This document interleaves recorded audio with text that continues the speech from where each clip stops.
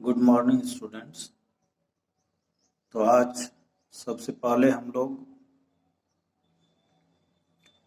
गणित में पहला चैप्टर जो कि वास्तविक संख्याएं हैं उसको पढ़ेंगे। उसके अंदर सबसे पहले हम लोग देखेंगे यूक्लिड विभाजन प्रमेयिका। यूक्लिड विभाजन प्रमेयिका देखते हैं ये क्या है और इसके माध्यम से हम किन प्रश्नों को हल कर सकते हैं। आइए शुरू करते हैं। सबसे पहले हम देखते हैं कि यूक्लिड विभाजन प्रमेयिका क्या है। तो आप अपनी किताब में भी देख सकते हैं, यहाँ पर भी लिखा हुआ है यूक्लिड विभाजन प्रमेयिका। दो धनात्मक पूर्णांक a और b दिए रहने पर ऐसी अद्वितीय पूर्ण संख्याएं q और r विद्यमान हैं कि a equal to B Q plus R, जहां r 0 से बड़ा या बराबर है लेकिन b से छोटा है। सबसे पहले हम इसको समझते हैं कि इसमें क्या दिया हुआ है। ये कहता है a equal to B Q plus R. इसको आप लोग दूसरे रूप में पहले भी पढ़ चुके हैं और वो दूसरा रूप है विभाजन का नियम, जिसमें आपने पढ़ा है कि भाज्य बराबर भाजक गुना भागफल जोड़ शेष। तो यहां पर यूक्लिड विभाजन प्रमेयिका इस चीज को इस प्रकार से कहता है कि अगर दो संख्याएं हैं a और b, जिसमें a एक बड़ा पूर्णांक है, b छोटा पूर्णांक है, तो a से b को अगर भाग देते हैं, b को अगर a से भाग देते हैं, तो उस स्थिति में हमेशा हमें दो ऐसी संख्याएं मिलती हैं जिनको कि यहां पर q और r के रूप में व्यक्त किया गया है।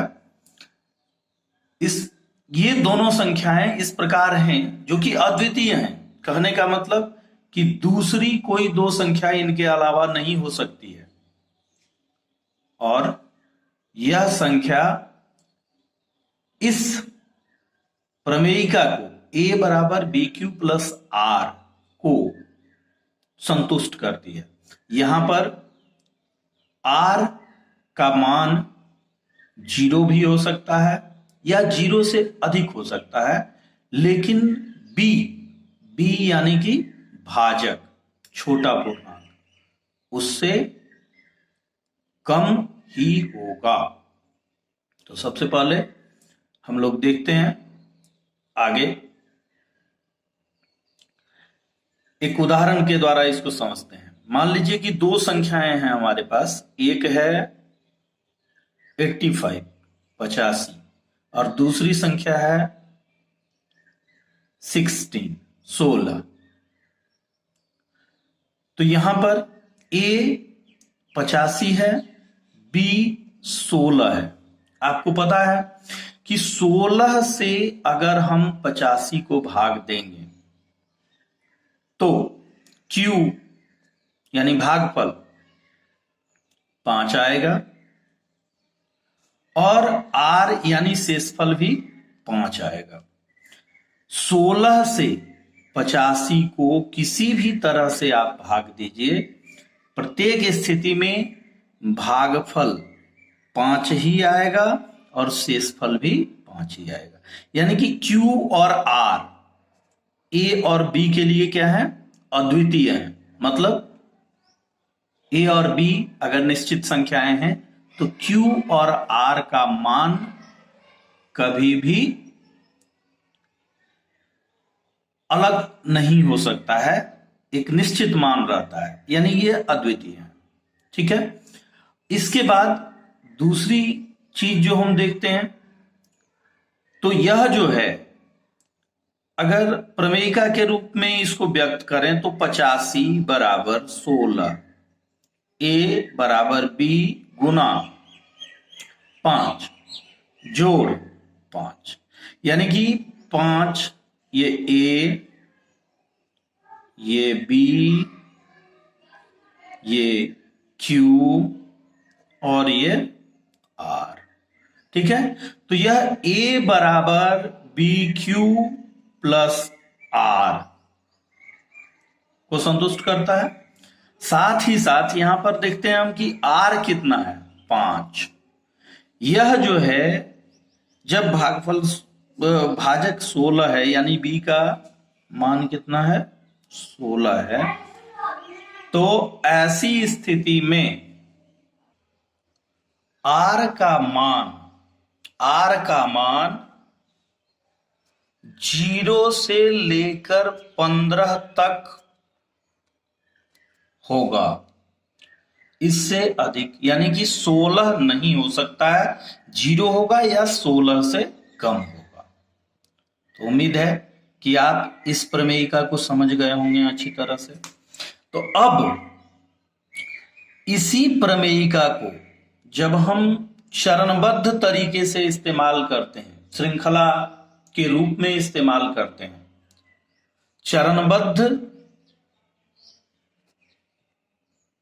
श्रृंखला के रूप में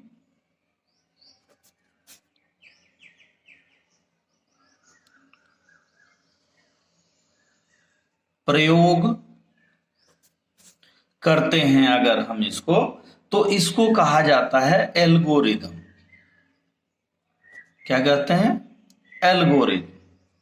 ये एल्गोरिदम यानी कि अगर चरणबद्ध श्रृंखला के रूप में इसका हम लोग इस्तेमाल करेंगे तो ये यूक्लिड विभाजन प्रमेयिका की जगह पर होगा यूक्लिड विभाजन एल्गोरिदम। क्या होगा, यूक्लिड विभाजन एल्गोरिदम। इसका इस्तेमाल कहाँ करते हैं, कैसे करते हैं, तो इसका इस्तेमाल करके हम लोग सबसे पहले इसका अनुप्रयोग जो है वह है 2 संख्याओं का महत्तम समापवर्तक निकालना। महत्तम समापवर्तक यानी कि HCF। ठीक है, HCF निकालते हैं 2 संख्याओं का, और इसके लिए हम लोग यूक्लिड विभाजन एल्गोरिदम का प्रयोग करते हैं। ठीक है, तो चलिए देखते हैं यूक्लिड विभाजन एल्गोरिदम का प्रयोग करके हम लोग 2 संख्याओं का महत्तम समापवर्तक यानी कि HCF कैसे निकालते हैं।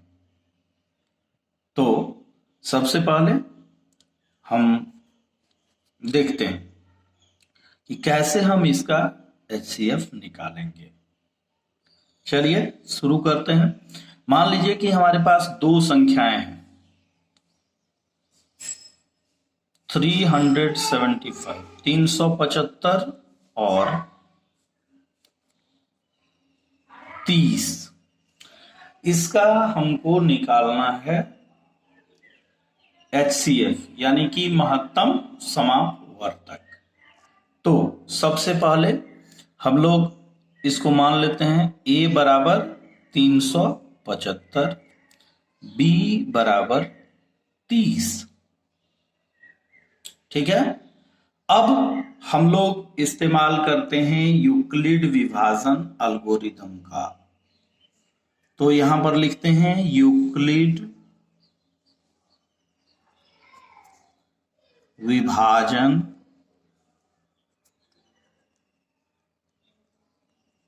एल्गोरिदम से,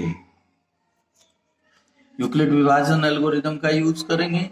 तो यहां पर सबसे पहले लेमा को लिखते हैं हम लोग, यानी प्रमेयिका को A बराबर BQ प्लस R। अब हमको A के जगह पर रखना है 375, B के जगह पर रखना है 30, Q और R ये हमको देखना है कि क्या हो सकता है, अद्वितीय होता है, ये आपको पता है। तो 30 से अगर हम भाग देंगे 375 को, तो उसके लिए Q कितना होगा? 12 होगा Q कितना हो जाएगा? 12। और R कितना बचेगा हमारा? 12 तिया 36, 360 होता है, तो यहां पर बच जाएगा R कितना? 15। ठीक है।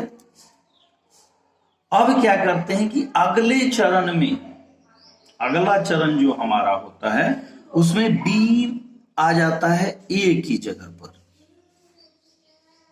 बराबर, और R आ जाता है B की जगह पर। फिर हम ढूंढेंगे Q और R, नया Q नया R।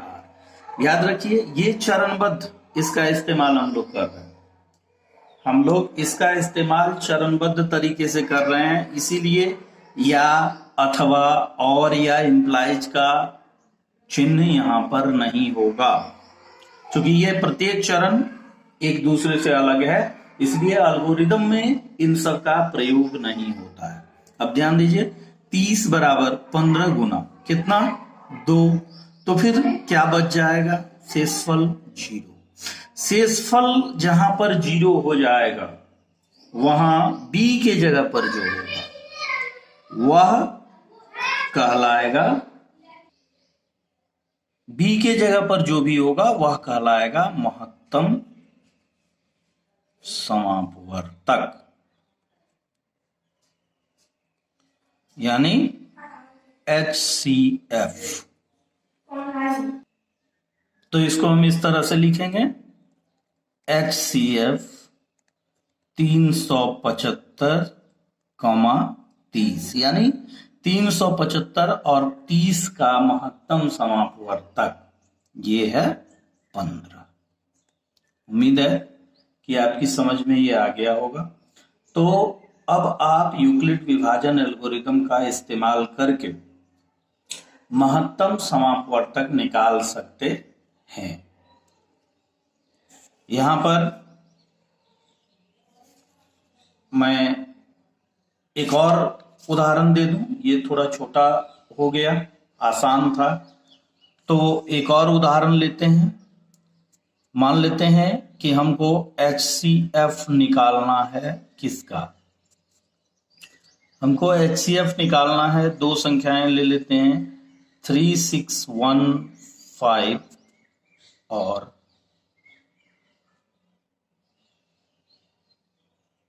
218 का। 3615 और 218 का हमको HCF निकालना है। तो हम लोग यहां पर लिखते हैं A equal to 3615 3615, B equal to लिखते हैं 218।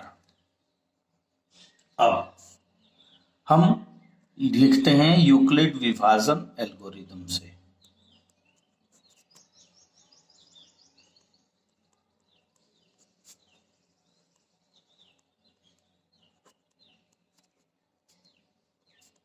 एल्गोरिदम से A equal to BQ plus R।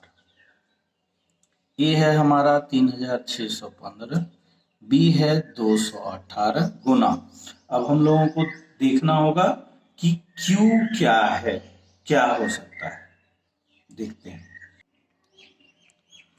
तो यहां पर देख सकते हैं कि Q 16 आ रहा है और R आता है 127। फिर हम लोग 218 को यहां ले आए, B को, 127 यहां आ गया, एक बार में जाएगा, 91 बचेगा। फिर 127 यहां आ गया, यानी जो B था वो A की जगह पर, जो R था वो B की जगह पर। फिर गुना 1 जोड़ 36 बचेगा। फिर 91 यहां आ गया, 36 यहां आ गया, 36 दूनी 72 और 19 बचा 91। फिर 36 यहाँ, 19 यहाँ, 19 का 19, 17 बचा 36 में। फिर 19 यहाँ, 17 यहाँ, 2 बचा। फिर 17 यहाँ, 2, 2 8 16, 1 बचा। फिर 2 यहाँ, यहाँ 1 गुना 2 प्लस 0, तो यहाँ 0 हो गया, तो इसका HCF आ गया 1। तो अब आप अपने पाठ्य पुस्तक के पहले अभ्यास का, यानी कि अभ्यास 1.1 का क्वेश्चन नंबर 1 और 3 ये पूरा आप बना सकते हैं। तो अब आप क्वेश्चन नंबर 1 और 3 बनाइए और उत्तर डालिए।